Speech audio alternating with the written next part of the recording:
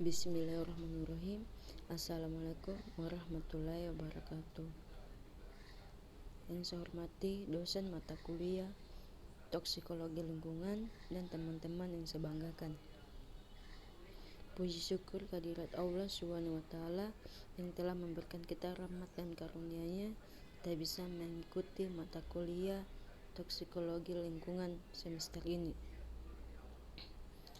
Langsung saja untuk mengefisienkan waktu, perkenalkan, nama saya Maulidina Lestari, Stambuk M1B1 19081, kelas Ilmu Lingkungan C. Latar belakang: sejak manusia pertama kali berkumpul di desa dan memanfaatkan api merupakan awal terjadi penurunan kualitas lingkungan oleh manusia. Masalah semakin serius akibat dari dampak pertambahan populasi secara eksponensial dan meningkatnya industrialisasi masyarakat. Penurunan kualitas lingkungan mungkin melalui perubahan-perubahan kimiawi, fisika, biologi dalam lingkungan melalui modifikasi atau peracunan terhadap sifat fisik dan perilaku biologis udara, air, tanah, makanan, dan limbah karena dipengaruhi oleh pertanian, industri, dan kegiatan sosial manusia. Limbah industri yang pada awalnya dibuang tanpa melalui proses pengelolaan ke lingkungan merupakan penyebab cepatnya menurunnya kualitas lingkungan. Proses pengelolaan ke lingkungan merupakan penyebab cepatnya menurunnya kualitas lingkungan.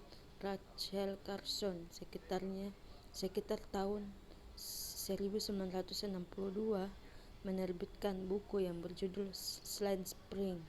Dalam bukunya menggambarkan secara statistik terjadi peningkatan kematian burung-burung dan ikan akibat pemakaian pestisida yang berlebih, sehingga di kemudian hari keadaan tersebut akan dapat meracuni manusia.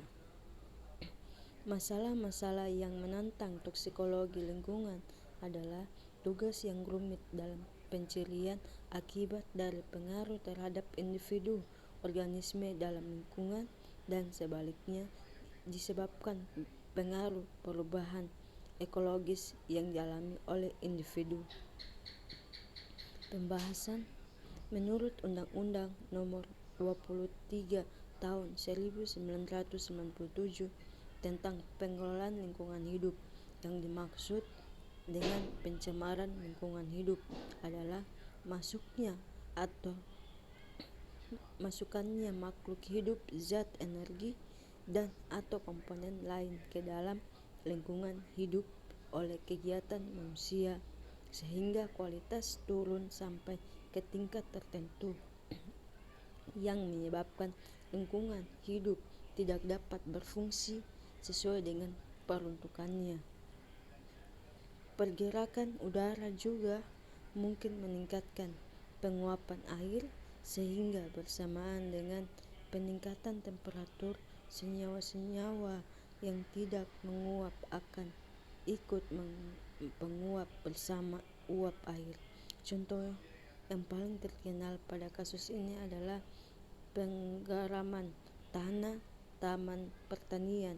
Air irigasi membawa garam-garam menuju tanah pertanian. Jika air ini menguap mengakibatkan garam-garam peningkatan temperatur, maka garam-garam tersebut akan tertinggal di tanah sampai batas tertentu di mana akan meracuni tanah mengakibatkan tidak tumbuhnya tanaman.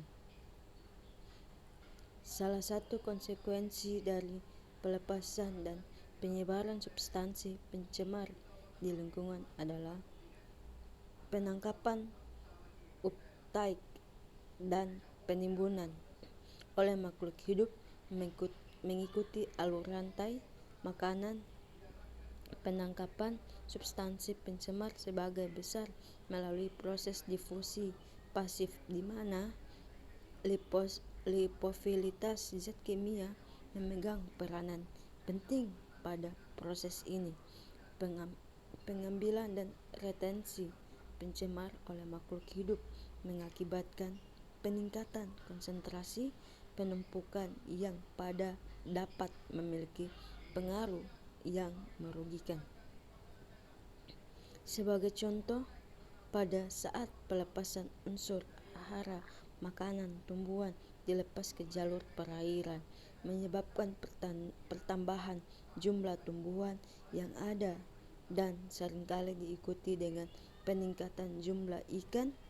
Jadi nelayan akan menganggap tindakan ini menguntungkan dan dengan demikian bukanlah pencemaran. Sebaliknya, pengelola pasokan air dalam peningkatan jumlah tanaman air dan ikan memerlukan peningkatan biaya dan prosedur pengelolaan air minum, sehingga pihak pengelola air minum menganggap bahwa pencemaran telah terjadi. Secara alami terdapat berbagai macam senyawa kimia di alam yang berpotensial mempunyai efek toksik. Keberadaan dari masing-masing senyawa, polusi udara, gas buang mesin, industri, dan kesadaran bermotor.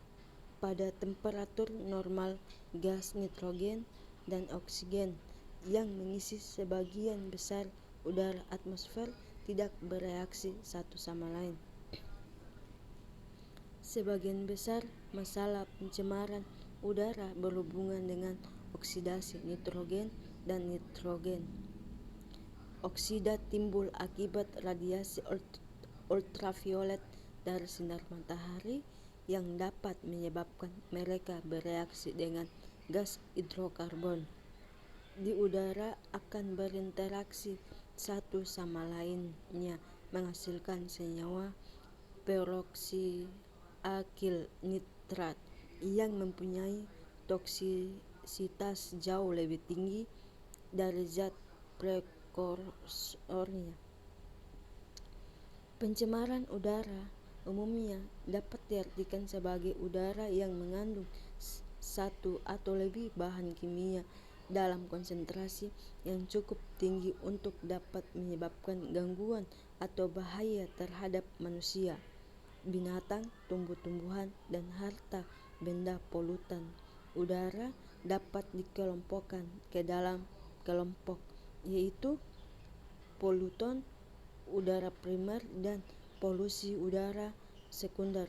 Yang dimaksud dengan polutan udara primer adalah suatu bahan kimia yang ditambahkan langsung ke udara primer yang dapat berupa komponen udara alamiah seperti karbon dioksida yang meningkat jumlah sampai di atas konsentrasi normalnya, atau sesuatu yang tidak biasanya terdapat di udara seperti senyawa timbal. Polutan udara sekunder adalah senyawa kimia berbahaya yang terbentuk di fotokimia melalui reaksi kimia, di antaranya berbagai komponen di udara. Contohnya pencemaran sekunder adalah kabut fotokimia. Itu saja mungkin yang saya bisa sampaikan. Mohon maaf bila ada salah kata atau kekurangan. Wabillahi taufiq wal hidayah. Wassalamualaikum warahmatullahi wabarakatuh.